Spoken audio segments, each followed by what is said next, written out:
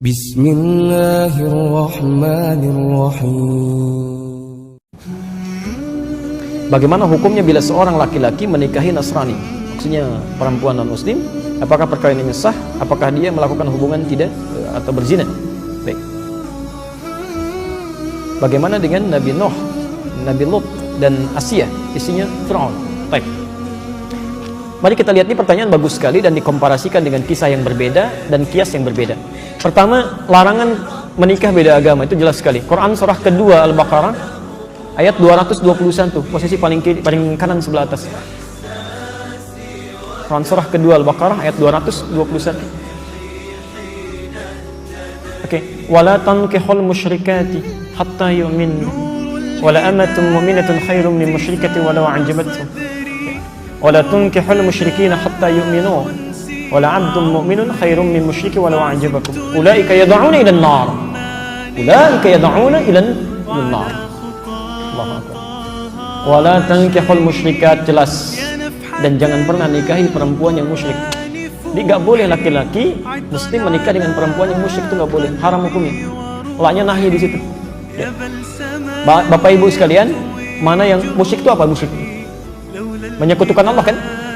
Ya, menyekutukan Allah.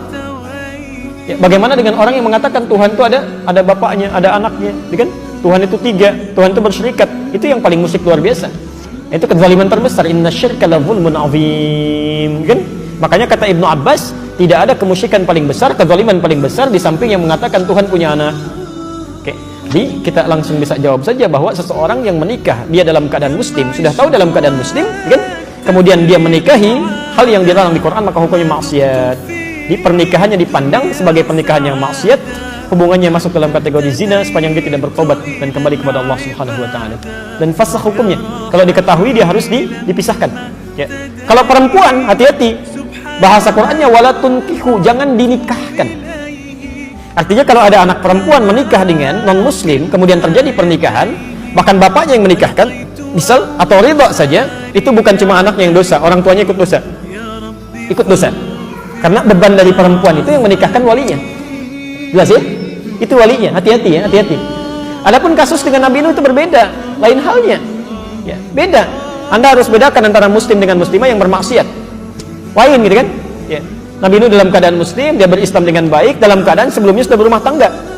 Ya, diangkat mendapat hidayah, diangkat ditetapkan sebagai seorang rasul. Ya. Sama, Nabi Muhammad SAW itu kan hanif sebelumnya. Khadijah juga demikian. Ketika Nabi Muhammad diangkat sebagai seorang rasul, ditetapkan, ngajak istrinya kan berdakwah. Itu sudah berumah tangga, sudah hanif sebelumnya. Maka diajak mau ikut. Nabi Ibrahim ketika menemukan Allah, tadinya kan mencari. Lihat matahari, lihat bulan, lihat sana sini gitu kan. Sampai menemukan Allah, diajak istrinya beriman. Nabi Nuh juga dalam keadaan demikian, mendapatkan risalah, beriman, diajak istrinya. Ya? Ketika tidak mau dia beriman, bahkan anaknya tidak mau, Quran turun mengatakan innahu laysa min ahlik, dia bukan keluargamu. Selesai. Pisah di situ. Tapi berarti dakwah berjalan.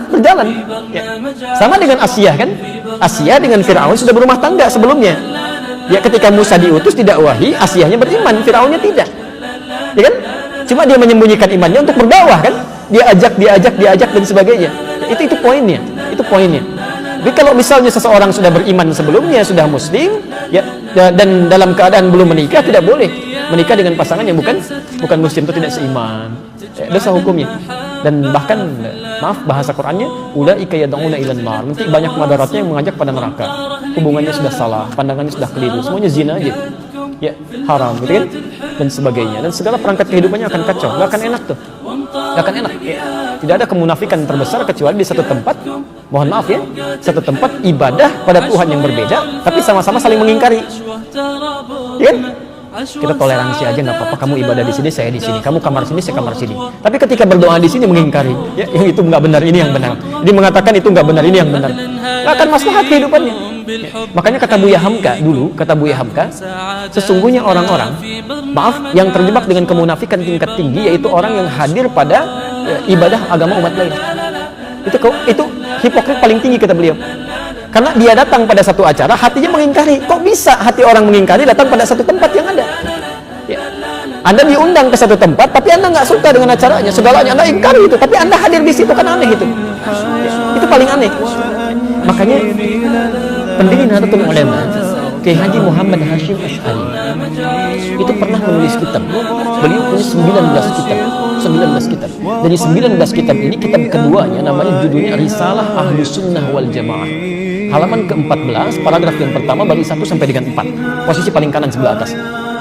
Di kitab ini itu disebutkan Pak Ibu sekalian. Kalau Anda lihat di halaman ke-9 ya, itu judulnya tentang Faslun Awal Zuhuril Bid'ah fi Ardi Jawa. Pasal yang menerangkan tentang awal munculnya bid'ah di tanah Jawa. Bid'ah yang dimaksudkan bukan bid'ah fikih, bukan, tapi akidah. Jadi aliran sesat. Ya, aliran sesat. Kata beliau, "Wantisyaruha fi ardi Jawa wal mubtadi'ina fiha." Dan penyebarannya di tanah Jawa, di pelosok Jawa, dan orang-orangnya, tokoh-tokohnya. Itu begitu menyebutkan kalimat pertama, kata beliau, adalah penduduk Jawa itu seluruhnya. Seluruhnya itu Ahlus Sunnah wal Jamaah. Ahlus Sunnah wal Jamaah. Tapi tibalah kemudian di tahun 1330 Hijrah. Alfun wa thalathimi'atin wa thalathina hijriyatan. Tiba-tiba entah dari mana masuk paham-paham ke Jawa, merubah keadaan-keadaan Ahlus Sunnah itu. Bahkan ada penyimpangan-penyimpangan. Ya. Halaman 10-nya paragraf kedua bari 1 sampai 3, posisi paling kanan sebelah bawah. Di antara aliran menyimpang itu, ini bukan kalimat saya, tapi saya bacakan kembali dari kalimat kitab. Wa minhum rafidhiyuna. Di antara aliran menyimpang itu yang bid'ah itu ada aliran Rafidah. Rafidah itu nama lain dari Syiah. Ya, disebut Rafidah dari kata rafadha, artinya menolak. Karena Syiah itu menolak kekhalifahan Abu Bakar, Umar, Utsman. Ya, mereka katakan Ali yang berhak. Itu disebut oleh Syekh Hasim yang mendirikan Nahdlatul Ulama tanggal 31 Januari 1926. Itu aliran menyimpang. Dulu nggak ada Syiah. Tiba-tiba muncul, kata beliau.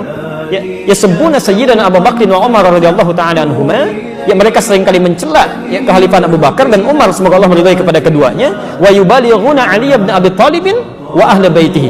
Ya, dan terlalu mengkultuskan Ali dan ahli baitnya. Kita harus menghormati, ya, menghormati, menyayangi ahli bait dan sebagainya, tapi tidak kemudian menjelek-jelekan sahabat yang lain. Ya.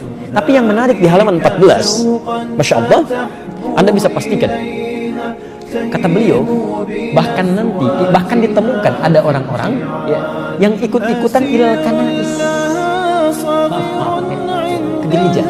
Kanais itu jamak dari kanisa, ke gereja. Jadi tahun 1330 itu sudah ada yang ikut-ikutan. Ya, kan Portugis pertama kali yang membawa yang pertama kali membawa agama Kristen Katolik ke kita, ya, ke Nusantara tahun 1511 lewat Selat Malaka. Dia masuk ke wilayah timur membawa 3 misi, gold, glory, and gospel. Ya, gold, dia mencari rempah-rempah. Ya, emas, dulu disebut dengan emas hijau. Emas hijau. Jadi ada teh, ada kopi. Ya, nanti dikemas kemudian oleh Belanda di kemudian hari. Dia coba tanam kopi di wilayah yang sekarang disebut dengan Pondok Kopi. Tapi dia gagal. Ya, lalu dia pindah ke daerah ke Pariangan, ya, Periangan, ke daerah Bandung ke sana, dekat sedikit ke Malabar. Berhasil di situ sampai ekspor pertamanya itu nomor 2 setelah Yaman. Ya, Yaman punya Arabica saat itu. Kemudian ekspor keduanya sama dengan Yaman, ekspor ketiganya melebihi Yaman. Sampai dia bikin pemancar di situ, disambungkan kemudian ke Paris, ditembuskan ke Belanda. Maka dikenal dengan Paris Van Java, Bandung pada saat itu. Nyambung, ya. Makanya kalau Anda ke Belanda atau ke Eropa mengatakan I want a cup of Java, ya kan? I want a cup of Java. Itu minta kopi. Blender kopi sampai sekarang ada, ya. Sebagian ini diambil dari Pagar Alam yang Palembang di sana, ya. Makanya Anda akan temukan, dan biasanya itu kopinya Robusta, daerah-daerah sana diambil dari sana, ya. Itu saya baca. Di kakak kami waktu ke Leiden itu tadi tentang kopi, kita diskusi bawa, ya, sampaikan. Nah, itu poin-poin yang hadir ke kita. Saya sambungkan dulu. Kenapa nyampaikan kopi? Jadi Portugal bawa itu gold, glory, dia mencari ekspansi penjajahan, gospel, dia bawa kepercayaan dia, Injil. Ya. Dia datang kemudian dia sebarkan. Apa yang pertama dilakukan itu bangun tempat ibadah. Dalam bahasa Latin, bahasa Portugis disebut dengan igreja namanya, igreja. Lisan orang kita kan kadang suka menyingkat, ya, merubah berdasarkan perjalanan waktu. Igreja menjadi gereja. Di gereja itu bukan bahasa Indonesia, dari bahasa Latin asalnya igreja. Bagaimana cara ibadahnya? Pertama mereka datang ke situ, itu 2 hari setelah orang Islam ibadah. Di orang Islam umumnya hari Jumat mereka ke masjid, 2 hari setelah itu mereka berangkat ke gereja. Ya. Nah, cara menyembah orang-orang Katolik nih sampai sekarang itu nggak langsung menyembah Tuhannya, lewat perantara. Jadi kalau mau ditebus dosanya datang kepada Bapa, gitu kan, minta pengakuan dosa dan sebagainya. Disebut dengan Santo. Pada saat itu yang disembah Santo Domingo. Di ketika berangkat ditanya mau kemana mereka, nyembah Santo Domingo, ke gereja. Santo Domingo. Lisan orang kita senang menyingkat. Santo Domingo menjadi minggu sampai hari ini. Tidak pakai Itu disingkat jadi minggu. Minggu itu nggak ada, Pak. Nggak ada. Itu bukan bahasa Indonesia asli. Bukan. Ya. Dulu ahad. Semua mengatakan ahad. Ya. Santo Domingo disingkat jadi minggu. Orang kita kan senang menyingkat, bahkan kadang jauh ya. Saya kalau sejak di Timur Tengah olahraga, misal kita main bola, itu kalau ada Abdurrahman, orang Arab panggil Abdurrahman, ta'alina wazzi'. Abdurrahman sini oper bagi. Orang kita enggak. Man oper. Ali li dia di. Domingo, minggu. Hadirlah sampai hari ini. Di masa tahun 1330 Hijrah berkembang itu, Kiai Haji Hasyim Asy'ari memberikan fatwa tidak boleh ikut-ikutan masuk ke gereja. Bahkan beliau menghukumi siapa yang ikut ke sana mizayyim, bahkan sekedar mengenakan simbol-simbol, pakai topi dan sebagainya, fahuwa kafir, maka ikut dalam kekafiran mereka.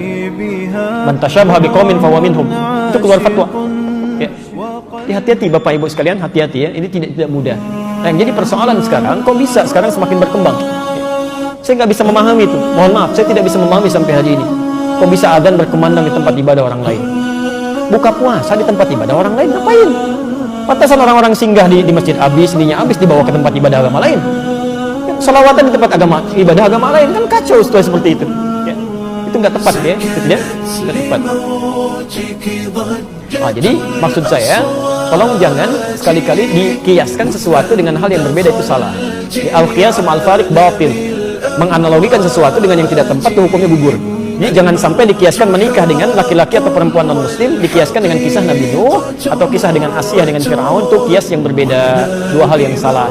Dan sekarang kita dihadapkan oleh permainan seperti ini, permainan kata-kata seperti ini. Jadi ada dalam ilmu logika perbandingan yang fatal akibatnya, salah premisnya, keliru kesimpulannya. Ya. Coba pilih mana dalam konteks pemilihan, orang Islam pemimpin muslim yang koruptor atau non-muslim yang jujur, pilih mana?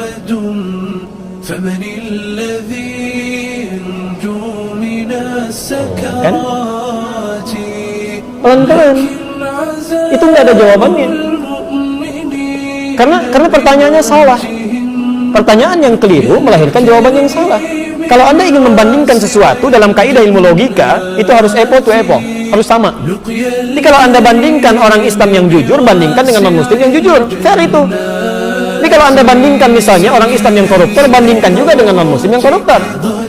Ya, harus sama. Coba ibu deh, ya, atau bapak, coba bandingkan, pilih mana, terasi Subang atau apel malang, mana yang enak? Gak nyambung, terasi dengan terasi, apel dengan apel, itu baru fair.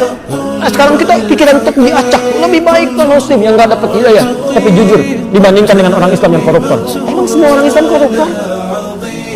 Lah kan cek mana yang baik kok, itu penyesatan logika, itu salahnya fatal di situ. Kecuali kalau perbandingannya sama, misal muslim yang koruptor dibandingkan dengan non-muslim yang koruptor, pilih mana? Jangan dipilih, dua-duanya salah. Dua-duanya pilih, cari yang baik, cari yang baik. فيض من الصلوات والرحمات